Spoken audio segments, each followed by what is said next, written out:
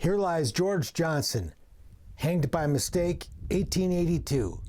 He was right, we was wrong, but we strung him up, and now he's gone. The historic Boot Hill Cemetery on the edge of Tombstone, a must-see, gives an indication of the often violent endings of the short lives of those who lived the Wild West.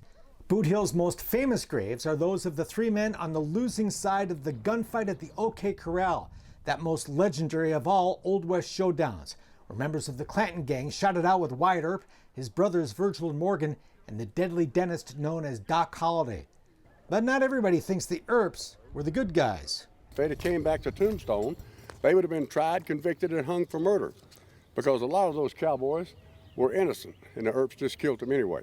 Arizona Bill shared his views on Tombstone's past during the fascinating history tour he hosts for Tombstone Monument Ranch.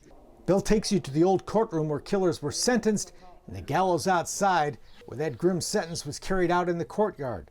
The courthouse itself is filled with authentic memorabilia and displays telling the story of Wyatt Earp, Ed Shefflin, and other residents of this wide-open town. There was 180 licensed saloons in the 1800s here in Tombstone. 3,500 licensed prostitutes. Lady of Sport.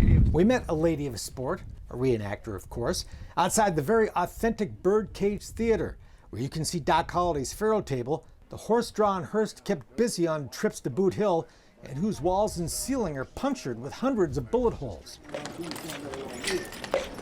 Known as the town Too Tough to Die, all of Tombstone looks much like it did when Wyatt and Doc walked the wooden sidewalks here.